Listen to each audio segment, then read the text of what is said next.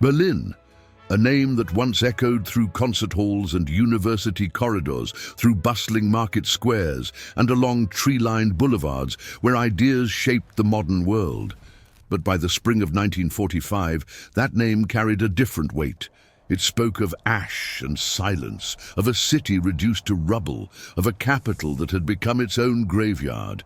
What happens when a metropolis dies? When 7 million stones that once formed homes and theatres and libraries become nothing more than debris choking empty streets. The story of Berlin's resurrection is not simply about rebuilding walls. It is about the human capacity to stand in absolute devastation and choose against all reason to begin again. Before the war consumed everything, Berlin stood as one of Europe's great cultural powerhouses. The city stretched across both banks of the Spree River, a sprawling metropolitan achievement where neighborhoods possessed distinct personalities. In the west, the elegant Charlottenburg district displayed its palace and gardens, while to the east, working-class districts like Prenzlauer Berg housed factories and tenement buildings where immigrant families built new lives. The Kurfürstendamm Boulevard attracted wealthy shoppers to department stores that rivaled anything in Paris or London. Unter den Linden, that famous avenue of linden trees, connected the Brandenburg Gate to Museum Island, where world-class collections drew scholars from distant continents. The city's economy thrived on diversity.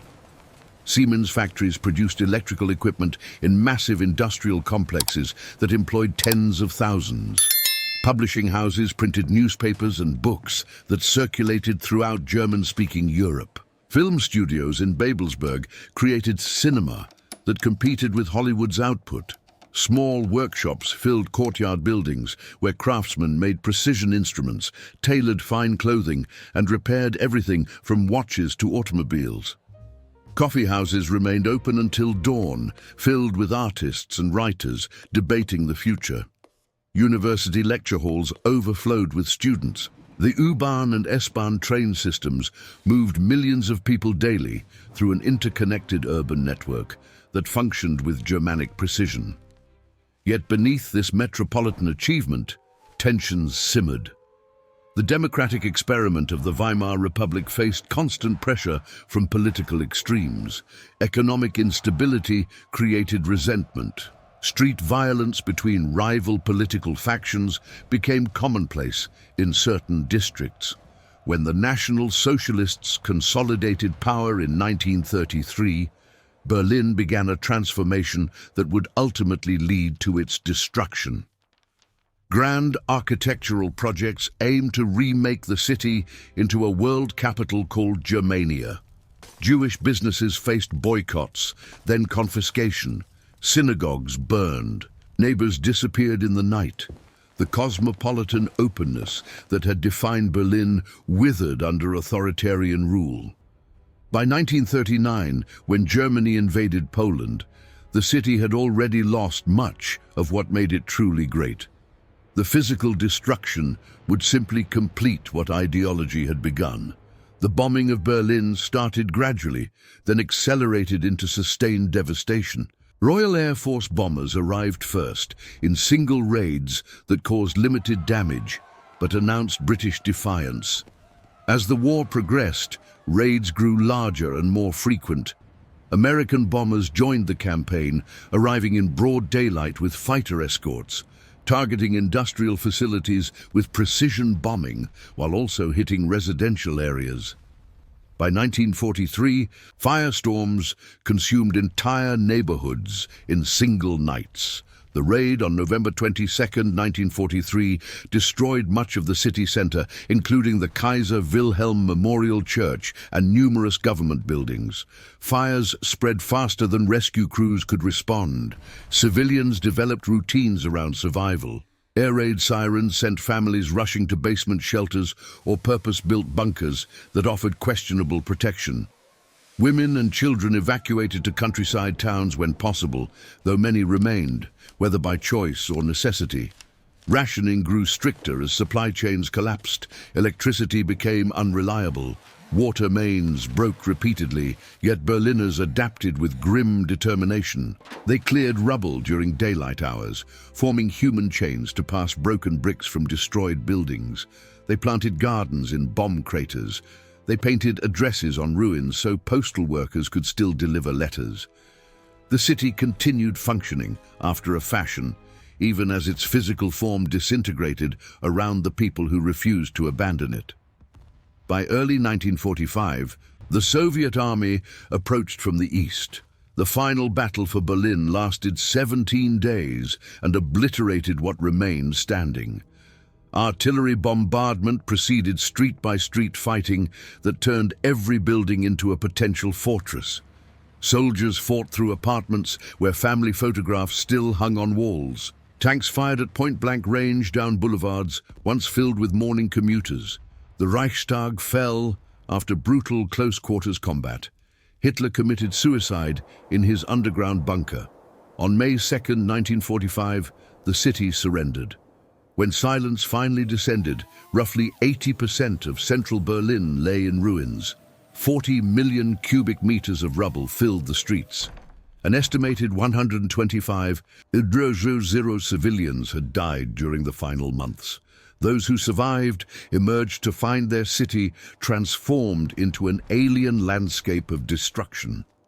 The immediate aftermath brought new horrors. Soviet soldiers committed widespread atrocities against civilian populations. Food became desperately scarce. Tens of thousands died from starvation and disease in the summer of 1945. Typhus and dysentery spread through ruins where bodies remained buried under rubble. Clean water became a luxury. Hospitals operated without electricity or adequate supplies. Survivors scavenged for anything useful, pulling nails from burned timbers, collecting metal fragments for barter. Women formed the majority of the remaining population, as most men had died in combat or remained in prisoner-of-war camps. These women, known as Trümmerfrauen or rubble women, began the first phase of reconstruction by clearing debris with their bare hands, forming human chains that passed bricks from ruined buildings to collection points. The city became divided among four occupying powers. Soviet forces controlled the eastern sectors, while American, British, and French forces each administered western zones. This division created immediate practical problems. The Soviet sector contained most of the city's industrial infrastructure, but lacked adequate housing. Western sectors had residential areas, but fewer intact factories. Competition between occupying powers complicated reconstruction efforts. Different military governments imposed different regulations, currencies, and administrative systems. Black markets flourished in the gaps between official economies.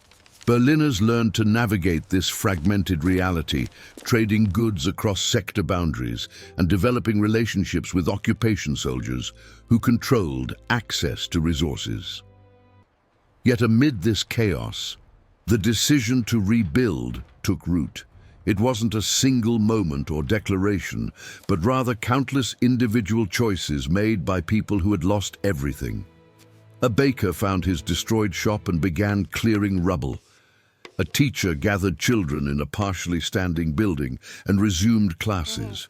Engineers examined damaged bridges and calculated what could be salvaged. Architects drafted plans for new apartment blocks on sites where entire neighborhoods had vanished. The scale of destruction seemed impossible to overcome. Yet the alternative, abandoning Berlin entirely, never gained serious consideration. This city had survived plague and fire before. It had weathered economic collapse and political upheaval. Reconstruction became an article of faith, a collective determination that Berlin would rise again, regardless of the obstacles. The practical work proceeded slowly at first. Rubble removal alone seemed an endless task. The Trümmerfrauen continued their brutal labor, forming chains that passed fragments of destroyed buildings from hand to hand. They worked in all weather, their hands bleeding and backs aching, clearing streets brick by brick. Men returning from prisoner-of-war camps joined the effort. Temporary railway tracks were laid to transport rubble to designated dumping sites on the city's outskirts. These artificial hills, called Trümmerberg, grew steadily larger as millions of tons of debris were relocated. Some ruins were too dangerous to salvage and were demolished entirely. Others, like damaged churches and historic buildings, were carefully stabilized to prevent total collapse while reconstruction plans were developed. The division of the city deepened as Cold War tensions intensified. In June 1948, Soviet forces blockaded all land routes to West Berlin, attempting to force Western powers out through starvation. The Western Allies responded with the Berlin Airlift, flying food and coal into the city for nearly a year. Transport planes landed at Tempelhof Airport every few minutes, around the clock, bringing supplies to sustain 2 million people. Berliners gathered at airport fences to watch the planes arrive.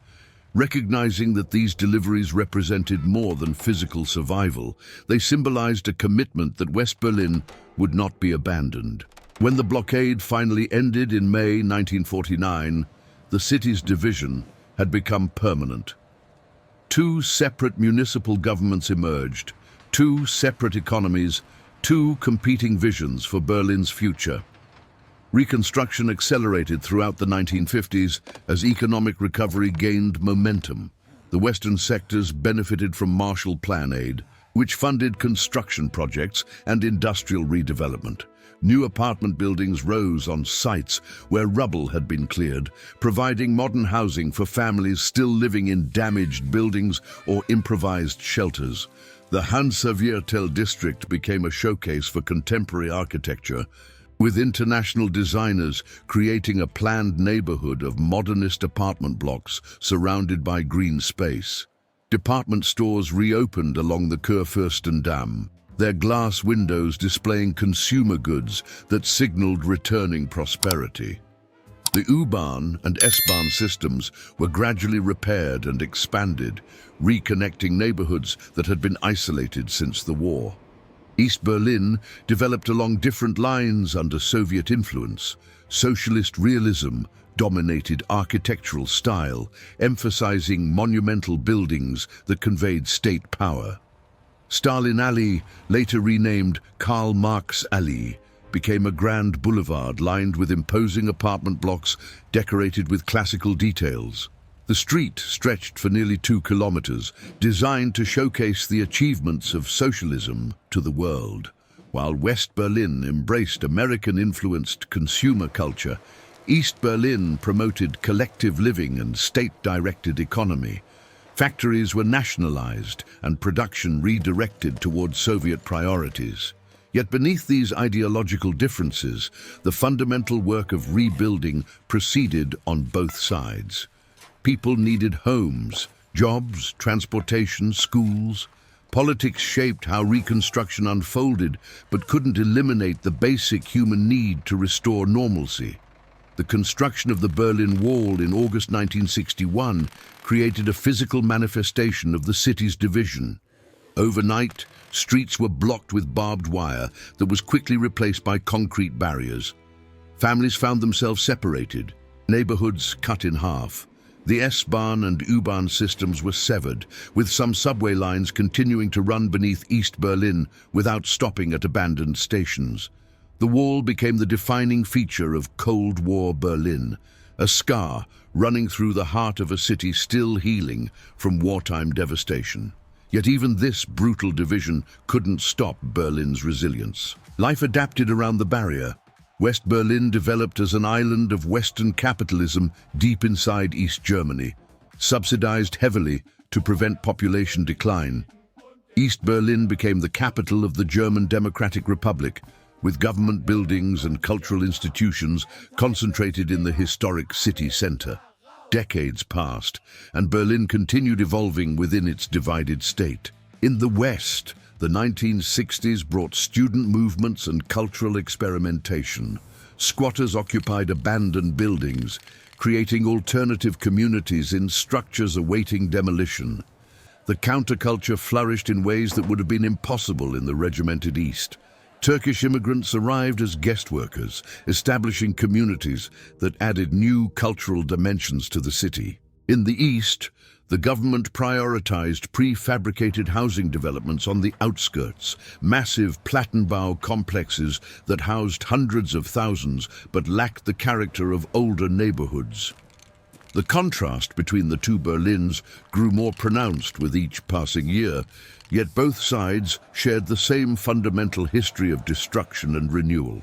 The fall of the Berlin Wall in November 1989 opened possibilities that seemed impossible just months earlier. Crowds gathered at the barrier with hammers and pickaxes, physically dismantling what had divided them for 28 years. Champagne flowed, strangers embraced. East Berliners flooded into western sectors to experience the consumer abundance they had only seen on television. The euphoria was genuine, but the practical challenges of reunification proved immense. Two incompatible economic systems needed to merge. Infrastructure developed in isolation for decades required integration. Property disputes arose over buildings seized by various regimes.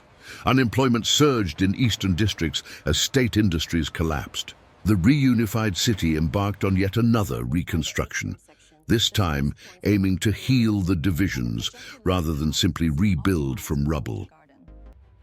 Potsdamer Platz, which had been a no-man's land along the wall, transformed into a modern commercial center with skyscrapers and shopping complexes. The Reichstag was renovated and restored as the seat of Germany's reunified parliament, crowned with a glass dome symbolizing democratic transparency. New museums opened. The Jewish Museum, designed by Daniel Libeskind, created spaces that honored memory while looking toward the future. Transit systems were reconnected, allowing trains to again run through routes severed in 1961. Gradually, the physical scars of division began to fade, though psychological and economic disparities persisted longer. Berlin today stands as a testament to renewal that few cities can match. The population exceeds 3.5 million, restored to levels not seen since before the war. The city functions as Germany's capital once again, with government buildings concentrated in the historic Mitte district. Technology companies establish headquarters in former industrial buildings. Artists occupy studios in neighborhoods still bearing traces of Cold War division. The memorial to the murdered Jews of Europe occupies a prime location near the Brandenburg Gate, ensuring that history remains visible in the urban landscape. Fragments of the wall are preserved as monuments and museums, teaching new generations about division while celebrating its end. Walk through Berlin now, and you see layers of history compressed into a single urban space. A church ruin, preserved as a memorial, stands beside a modern glass tower. An apartment building from the 1950s shares a street with new construction from this decade. Turkish bakeries operate next to Vietnamese restaurants near traditional German beer gardens. The U-Bahn still uses stations built in the 1920s, their tilework carefully restored. The Spree River flows past buildings that witnessed every phase of the city's turbulent 20th century. Berlin doesn't hide its scars or pretend the past didn't happen. Instead, the city incorporates its history into its ongoing identity, acknowledging that renewal doesn't mean forgetting. The story of Berlin's reconstruction reveals something essential about human resilience. Cities are more than buildings and infrastructure. They exist primarily in the determination of people who refuse to accept defeat. When those Soviet soldiers emerged from their bunker in May 1945, they saw only destruction. But the Berliners who survived saw something else. They saw home. That simple recognition, multiplied across millions of individual decisions, transformed rubble back into a living city. The process took decades and continues still. Some wounds may never fully heal, but Berlin stands as proof that even the most complete devastation cannot permanently extinguish the human capacity to rebuild, to adapt, to hope. The city that died in 1945 lives again, different but unbroken, a monument to renewal that rises from its own ashes each day. YouTube video description: discover the extraordinary story of Berlin's resurrection from total devastation. This documentary explores how a city reduced to 40 million cubic meters of rubble transformed into a thriving modern capital. From the destruction of World War II through the challenges of Cold War division and the triumph of reunification, witness the resilience of millions who chose to rebuild against impossible odds. Experience the journey from firestorms and street battles to the Berlin Airlift, from the construction of the wall to its joyous demolition.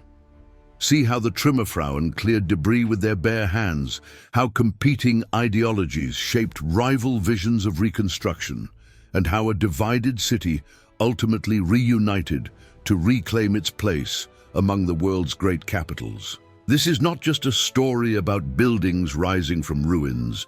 It's a testament to human determination, the refusal to surrender to catastrophe, and the power of communities to transform devastation into hope. What lessons does Berlin's reconstruction hold for our world today? Share your thoughts in the comments below.